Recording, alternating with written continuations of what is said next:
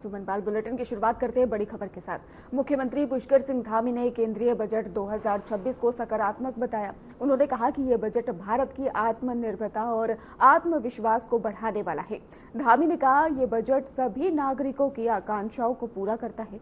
ये लोक कल्याण और जन कल्याण बजट है। और इसके साथ ही मुख्यमंत्री ने बताया कि बजट में पर्यावरण के अनुकूल विकास और पर्वतीय राज्यों के लिए सतत विकास की योजनाओं पर विशेष ध्यान दिया गया है।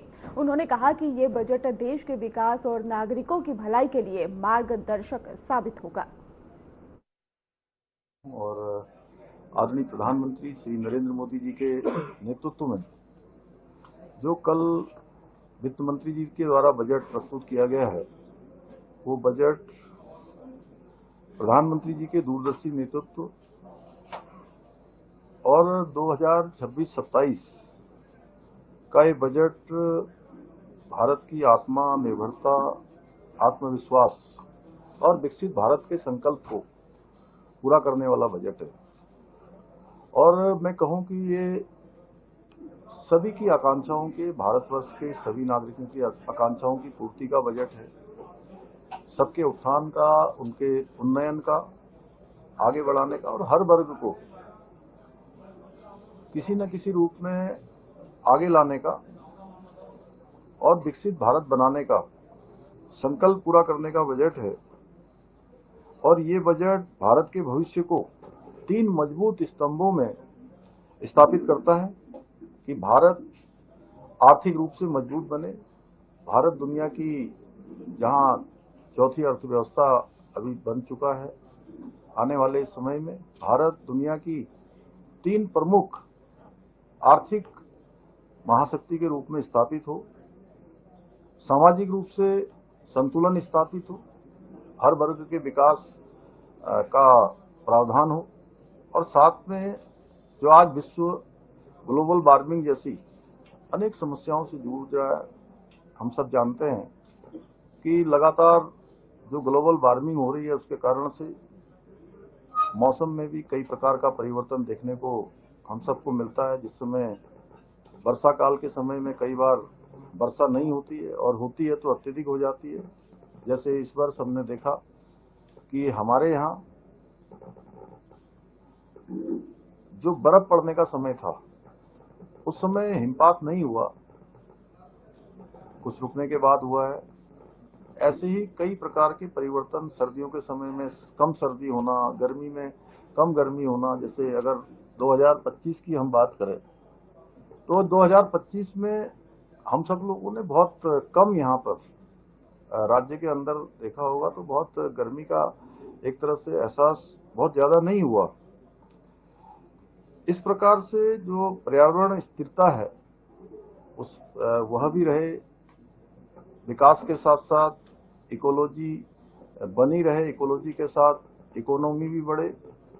इसका प्रावधान इस बजट में किया गया है, जो ये स्पष्ट करता है कि यह बजट विकसित भारत के विजन का बजट है। कृषि का क्षेत्र हो, ग्रामीण विकास का क्षेत्र हो या कौशल निर्माण, जिसमें राज्य के, देश के ऐसे नौजवानों को, युवाओं को स्किल करने का प्रावधान है जिनके अंदर आगे बढ़ने का हौसला है, आगे बढ़ने के लिए उनके पास संसाधन नहीं है, तो उनको स्किल बनाकर हर क्षेत्र में देश के लिए, देश के काम में लाया जाए। और विकास का लाभ केवल शहरी क्षेत्रों तक सीमित न रहे, कुछ क्षेत्रों तक सीमित न रहे, विकास हर क्षेत्र में पहुंचे, गांव से लेकर सीमांत क्षेत्रों तक। हमारे जो सीमांत क्षेत्र हैं वो भी विकास की मुख्य धारा से जुड़े और विकास समान रूप से पहुंचे। यह समावेशी विकास भारत के सामाजिक भविष्य की कुंजी है, जिसके फलस्वरूप ये बजट लोकल से ग्लोबल बनने का भी बजट है। और इस बजट में जहां युवाओं के लिए, महिलाओं के लिए और उद्यमिताओं पर केंद्रित योजनाएं देश को जॉब सीकर से जॉब क्रिएटर बनने की दिशा में ले जाने वाला बजट है, जिससे जनसंख्या जो भारत की कमजोरी नहीं बल्कि सबसे बड़ी ताकत बनेगी। अतः यह बजट लोक कल्याण का बजट है, इसमें यह कहने में कोई अतिशयोक्ति नहीं होगी। जन कल्याण का बजट है और जन जन को लाभ देने वाला बजट है, जन जन की सहायता करने वाला बजट है और पर्यावरण के अनुकूल विकास हो, पर्वतीय राज्यों के लिए सतत विकास की परियोजनाएं। लोकसभा में नेता प्रतिपक्ष राहुल गांधी ने उत्तराखंड के कोटद्वार निवासी दीपक को भारत को हीरो बताया है और इसके साथ ही भारत का हीरो बताते हुए उसके साथ खड़े होने की बात भी कही है। राहुल गांधी के बयान के बाद ही उत्तराखंड की राजनीति गर्मा गई है और इस मामले पर कांग्रेस के वरिष्ठ नेता और कोटद्वार के पूर्व विधायक हरक सिंह रावत ने तीखी प्रतिक्रिया दी है। उन्होंने बजरंग दल के कुछ कार्यकर्ताओं को फर्जी बताते हुए कहा कि ये लोग बीजेपी से जुड़े नहीं हैं बल्कि दलाली करने वाले लोग हैं। हरक सिंह रावत ने आरोप लगाया कि ऐसे लोग कोटद्वार का माहौल खराब करने का काम कर रहे हैं।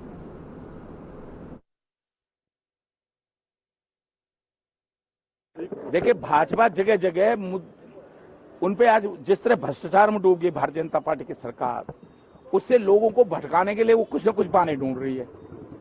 कोटद्वार में इतना भाईचारा है, मैं आज आपको बता रहा हूं, कोटद्वार के इतना भाईचारा है। कोटद्वार में 5 साल भाजपा से विधायक रहा हूं। मेरे पे मुस्लिम बहनें आती थी, उनकी भी मैं उतनी मदद करता था जितनी हिंदू बहनों की मदद करता था। बेटियों की फीस, मैंने मुस्लिम बेटियों की फीस जमा करी।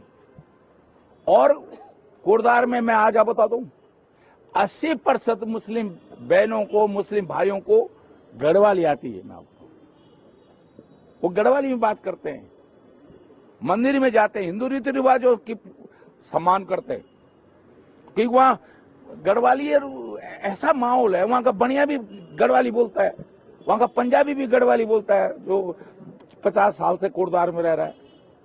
उस माहौल को तुम जानबूझ के खराब कर रहे हो।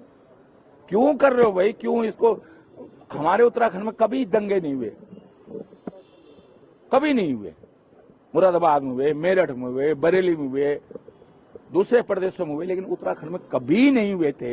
ये जानबूझकर अपनी वोट की राजनीति के लिए, अपने लाभ के लिए क्यों उत्तराखंड के माहौल को खराब कर रहे हो?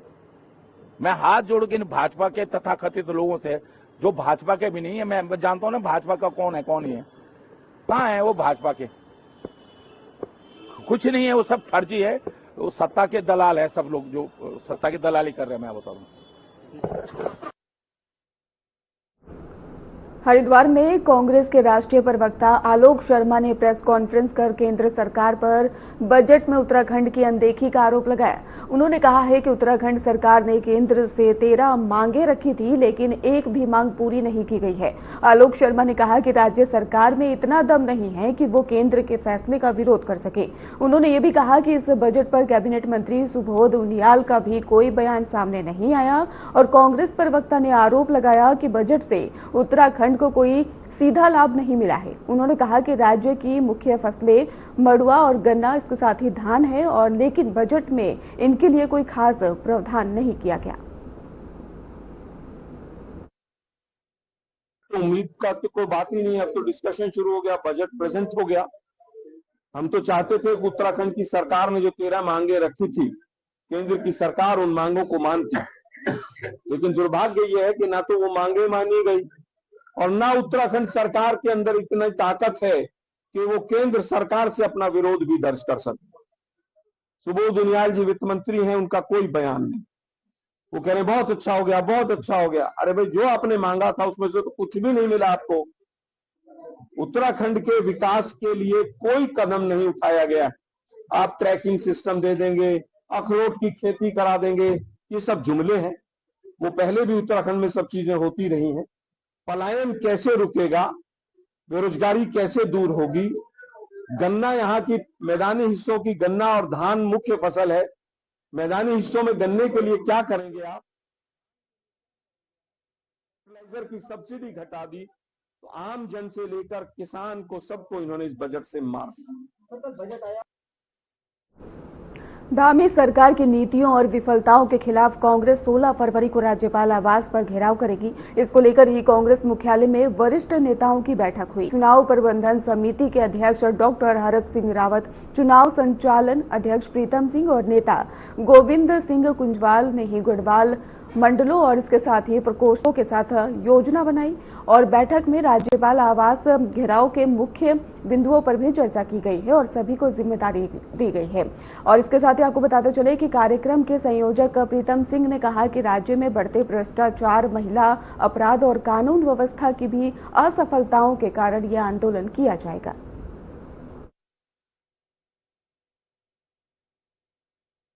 और आदरणीय प्रधानमंत्री के नेतृत्व में जो कल वित्त मंत्री जी के द्वारा बजट प्रस्तुत किया गया है, वो बजट प्रधानमंत्री जी के दूरदर्शी मुख्यमंत्री के निर्देश पर हरिद्वार में चुनाव के त्वरित समाधान के लिए जिला प्रशासन ने जन सुनवाई कार्यक्रम का आयोजन किया और जिला कार्यालय सभागार में हुई इस जन सुनवाई की अध्यक्षता मुख्य विकास अधिकारी ललित नारायण मिश्र ने की। क्रम में बड़ी संख्या में फरियादी अपनी शिकायतें लेकर पहुंचे। जन सुनवाई के दौरान नाला निकासी, जल भराव, गंदगी, सड़क, बिजली और पेयजल से जुड़ी 51 से ज्यादा शिकायतें दर्ज की गई, जिनमें समस्याओं का मौके पर ही निस्तारण कर दिया गया। सीडीओ ने अधिकारियों को निर्देश दिए हैं कि सभी शिकायतों का समाधान किया जाए। लापरवाही पर सख्त कार्रवाई की चेतावनी भी दी गई। आज 51 शिकायतें, जिसमें से 28 शिकायतों का मौके पर निस्तारण किया गया है। शेष शिकायतों को संबंधित परीक्षण करने या आवश्यक कार्रवाई करने के लिए संदर्भित किया गया। इसमें जो हमारा इच्छा हुई है उसमें ये देखा गया है कि 36 डेज से ज्यादा शिकायतें जिसकी पेंडिंग है, कुछ जगह पे 180 डेज से भी ज्यादा शिकायतें पेंडिंग है, तो उनको चेतावनी दी गई है और उनको शिकायतों को समय से निस्तारण करने का निर्देश दिया गया। महाअभियान हमारा 7 तारीख को चलेगा, जिसमें पूरे जिले से समस्त विभाग, जन समुदाय, एनजीओ, समस्त तरह के संगठन, राजनीतिक दल, संत समाज, ये सारे लोग हमारी सफाई अभियान में हमें सहयोग देंगे और एक महाअभियान हमारा 7 तारीख को, 7 फरवरी को पूरे जिले में चलेगा, जिसमें उम्मीद है कि लाखों लोग पार्टिसिपेट करें। हरिद्वार के विश्व प्रसिद्ध भारत माता मंदिर में मंदिर के संस्थापक ब्रह्मलीन स्वामी सत्यमित्रानंद गिरी महाराज की दिव्य स्मृतियों को सजीव रखने के लिए समाधि मंदिर के श्री विग्रह मूर्ति स्थापना समारोह का आयोजन किया जा रहा है और ये 3 दिवसीय कार्यक्रम 4, 5 और 6 फरवरी को वैदिक विधि विधान के साथ संपन्न होगा। समारोह जुना पीठाधीश्वर आचार्य महामंडेश्वर अवधेशानंद गिरी महाराज के सानिध्य में ही आयोजित किया जा रहा है और जिसमें कि बताया गया कि देश विदेश से संत महाराज और इसके साथ ही संत महात्मा बड़ी संख्या में ही श्रद्धालु यहां पर शामिल होंगे। कार्यक्रम में पूर्व राष्ट्रपति रामनाथ कोविंद और सीएम योगी आदित्यनाथ, मुख्यमंत्री पुष्कर सिंह धामी सहित कई गणमान्य लोग भी शामिल। शासन ने सुरक्षा के पुख्ता इंतजाम भी किए। इस आध्यात्मिक महोत्सव में कार्यक्रम में देश भर के अनेक विचारक, मनीषी, दार्शनिक, धर्माचार्यगण और साथ ही शीर्षस्थ विभूतियों का आगमन हो रहा है। 4, 5, 6 के इस आयोजन में पूर्व राष्ट्रपति महामहिम राम कोविंद जी आएंगे, वो तो कल ही पहुंच जाएंगे यहाँ, और कुछ प्रदेशों के गवर्नर, माननीय मुख्यमंत्री हमारे आदरणीय धामी जी, हमारे राज्यपाल महोदय, इसके साथ ही रक्षा मंत्री आदरणीय राजनाथ सिंह जी, इसके साथ ही उत्तर प्रदेश के मुख्यमंत्री माननीय आदित्यनाथ योगी जी का आगमन हो रहा है और मध्य प्रदेश के मुख्यमंत्री, दोनों उप मुख्यमंत्री और उत्तर प्रदेश के उप मुख्यमंत्री आदरणीय ब्रजेश पाठक जी, और इस तरह से कुछ विचारक, मनीषी और कुछ माननीय न्यायाधीश भी आ रहे हैं, पर साथ ही बहुत अच्छे लेखक आपको देखने को मिलेंगे।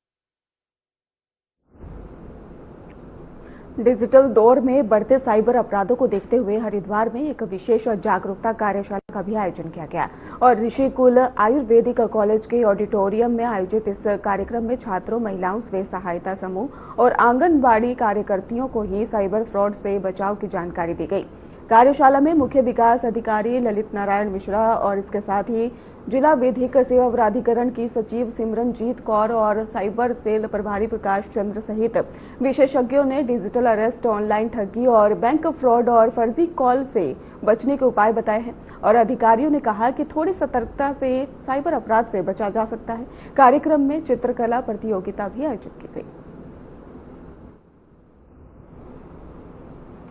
ये देखिए, ये जो हमारा जिला कार्यक्रम और मैं कहूँगी सीडीओ साहब के यहाँ से विकास भवन से जो हमारा एक आज एक कोलैबोरेटिव प्रोग्राम था, इसमें खास करके जितनी हमारी स्वयं सहायता समूह की महिलाएं हैं, आंगनबाड़ी कार्यकर्ताएं हैं, हमारे बहुत सारे फैसिलिटेटर्स हैं, तो उनके लिए एक बहुत ही अच्छा जॉइंट वेंचर था, एक वर्कशॉप थी जिसमें महिलाओं के कानूनों से संबंधित, उनके स्वास्थ्य से संबंधित और कैसे आज के इस डिजिटल एरा में उन्हें साइबर सुरक्षा प्रदान की जाए, उसके लिए यहाँ पर आज बहुत ही विशेषज्ञ आए थे। वहाँ पर जिला विधिक सेवा प्राधिकरण ने भी जितने उनके अधिकार है महिलाओं के, उनसे संबंधित और साथ ही साथ जितने भी उन्हें सहयोग कर सकते हैं उसके बारे में गहन चर्चा हुई है। तो निश्चित रूप से एक सार्थक प्रयास है। आज इन समूहों के ये जो अध्यक्ष और सचिव लोग आए हैं, ग्राम प्रधान आए हैं, ये क्षेत्रों में जाकर जो भी आज जानकारी इन्होंने यहाँ आज इनके साथ साझा हुई है, अगर ये एक एक को भी ये जानकारी दे पाए तो ऐसी जो हमारे जागरूकता शिविर होते हैं उनको आयोजित करना सार्थक होता है, और जिससे कि जो हम कहते हैं ना जानकारी ही बचाव है, उसका जो एक मूल मंत्र चल रहा है इन जागरूकता शिविरों कहीं ना। आज विभिन्न विषयों पर महिलाओं को यहाँ पर एक वर्कशॉप के माध्यम से समानता का अधिकार, बेटी बचाओ बेटी पढ़ाओ, उनके हेल्थ से संबंधित और ड्रग अवेयरनेस से संबंधित जानकारियां इनको दी गई। इनके जो कानूनी अधिकार हैं उसके बारे में बताया गया, और इसमें हमारी जो आंगनबाड़ी, इसके अलावा समूह की महिलाएं, ये सब शामिल थी। जब तक व्यक्ति लालच छोड़ेगा, लालच जब तक है तब तक ये क्राइम है, मैं आपको बता रहा हूँ। तो प्रयास ये करना चाहिए कि सोशल मीडिया का प्रयोग बहुत सोच समझ कर करें। किसी भी तरह का सोशल मीडिया का प्लेटफॉर्म है वो बहुत सोच समझ कर करने वाली चीज़ें हैं। जो भी ऐप डाउनलोड करें वो कम से कम। एक और अपडेट सामने आ रही है जहां पर ऋषिकेश में महिला की गोली मारकर हत्या का मामला सामने आया है। ऋषिकेश से यह जानकारी, महिला की गोली मारकर हत्या का यह मामला सामने आया। मुख्य अभियुक्त सुरेश गुप्ता सहारनपुर तो किराए के मकान में रहती थी मृतका प्रीति। ये जानकारी सामने आई। कोतवाली पुलिस की त्वरित कार्रवाई लगातार जारी। ऋषिकेश के शिवाजी नगर में 31 जनवरी की रात एक महिला की गोली मारकर हत्या कर दी गई और मृतका प्रीति किराए के मकान में रहती थी। वारदात के बाद ही कार्रवाई करते हुए मुख्य अभियुक्त सुरेश गुप्ता को सहारनपुर से गिरफ्तार भी कर लिया। आरोपी की उम्र 40 वर्ष बताई जा रही है और वह मूल रूप से हरिद्वार का निवासी है। कोतवाली ऋषिकेश पुलिस ने मामले की जांच शुरू कर दी है और पूछताछ जारी है। पुलिस ने कहा है कि सभी पहलुओं से जांच की जा रही है। लक्सर के शेखपुरी गांव के पास में ही डंपर ने 22 वर्षीय युवक को कुचल दिया और जिससे कि उसकी मौके पर दर्दनाक मौत हो गई। सीसीटीवी में घटना कैद हो गई। युवक की रस्म पगड़ी में ही बड़ी संख्या में लोग पहुंचे और सूचना मिलते ही लक्सर प्रशासन और पुलिस भारी बल के साथ ही मौके पर पहुंची और जहां पर गुस्साए लोगों ने प्रशासन पर गंभीर आरोप लगाए। लोगों ने मांग की है कि सुबह 6 बजे से रात 10 बजे तक ओवरलोड और तेज रफ्तार खनन वाहनों पर पूरी तरह से रोक लगाई जाए। लोगों का कहना है कि पिछले 1 महीने में 3 बड़ी घटनाएं हो चुकी है, लेकिन प्रशासन कोई ठोस कार्रवाई नहीं कर रहा। अधिकारियों ने नियम सख्त करने का आश्वासन दिया। ये जो घटना हुई थी, सड़क दुर्घटना जिसमें एक व्यक्ति की मौत हुई थी, उसी पर ग्रामीणों के द्वारा कुछ खेद व्यक्त किया जा रहा था। इसमें एसडीएम महोदय एवं मेरे द्वारा बैठक ली गई ग्रामीणों की, जिसपे कुछ बिंदु ग्रामीणों के द्वारा बताए गए, जिन पे कार्य करने के लिए एक कार्य योजना तैयार करी जाएगी। जो क्षेत्र है जो एनएच का है देखिए, हमने एक प्लान हमारा अभी भी लागू है जिसमें हम क्षेत्र में जो बढ़ती हुई सड़क दुर्घटना है उसको कंट्रोल करने के लिए प्रयासरत हैं, और जो हमने प्लान बनाया है उसको अभी हम स्ट्रिक्टली फॉलोअप कराने के लिए कदम उठा रहे हैं, जिसमें भी जो सारे डिपार्टमेंट हैं उनके साथ फिर से एक बार मीटिंग की जाएगी। जो उसमें परिवहन विभाग है या रोड डिपार्टमेंट्स हैं उनके साथ मीटिंग की जाएगी। तो जो भी रोड सेफ्टी के और ट्रैफिक नियमों को आसान बनाने के लिए या ट्रैफिक नियमों का पालन करने के लिए जो भी कदम उठाने पड़ेंगे वो हम उठाएंगे। और आज जो प्रशासन से ये कहना, जो ये आए दिन घटनाएं हो रही हैं, इसमें कहीं ना कहीं जितनी भी घटनाएं हुई हैं सारी डंपर से हुई हैं। अवैध खनन के जितने भी डंपर चल रहे हैं उनसे हुई है। कोई भी आम आदमी किसी पुलिस की उसका सामान। रुड़की के भगवानपुर थाना क्षेत्र के बिनारसी गांव में बताया गया कि संत रविदास जयंती की शोभा यात्रा के बाद 2 गुटों में खूनी संघर्ष देखने को मिला। फायरिंग में ही अनंत की मौत हो गई और जबकि उसका भाई विकास और 2 अन्य घायल हैं। सूचना मिलते ही पुलिस मौके पर पहुंची और घायल लोगों को सरकारी अस्पताल में भर्ती कराया गया। फायरिंग के बाद एक पक्ष ने हमलावरों के घर में आगजनी और तोड़फोड़ की।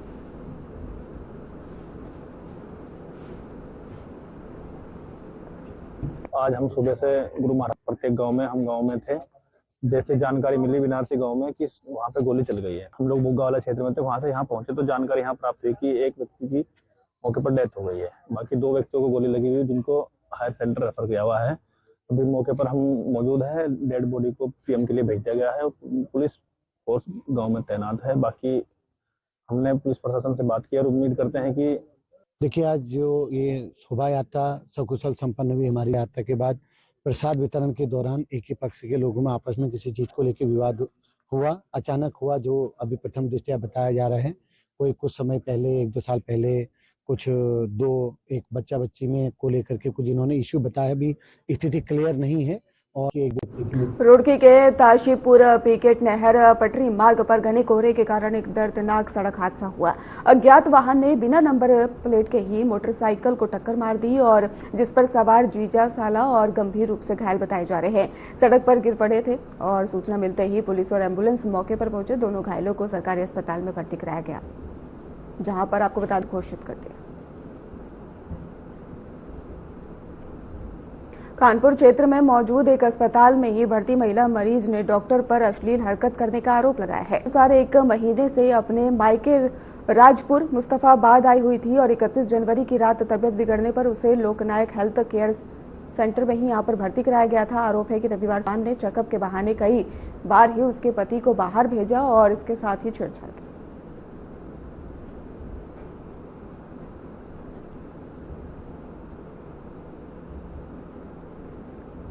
देहरादून पुलिस ने उत्तर प्रदेश और उत्तराखंड में नकली पनीर और दही सप्लाई करने वाले गिरोह को पकड़ लिया है। सेलाकुई बाजार में चेकिंग के दौरान माया देवी यूनिवर्सिटी के पास तिराहे से 2 शातिर सदस्य गिरफ्तार किए गए। उनके पास से ही 2 लग्जरी कारों में किलो नकली पनीर बताया गया और 50 किलो नकली दही भी बरामद हुआ।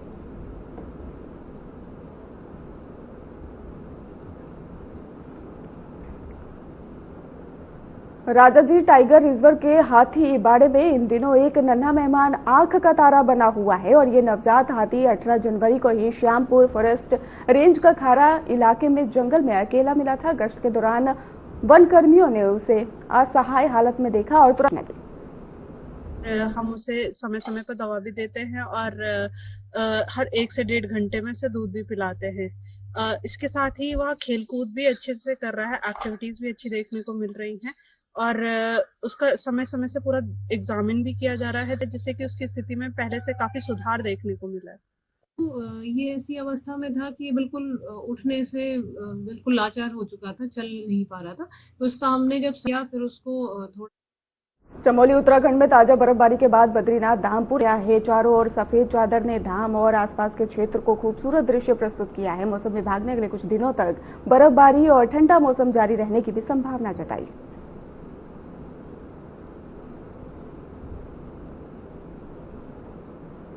एक और अपडेट सामने आ रही है देहरादून से, जहां देहरादून में धारदार हथियार से युवती की हत्या का मामला सामने आया है। अस्पताल जाते समय में युवती की मौत हो गई है। आरोपी आकाश कुमार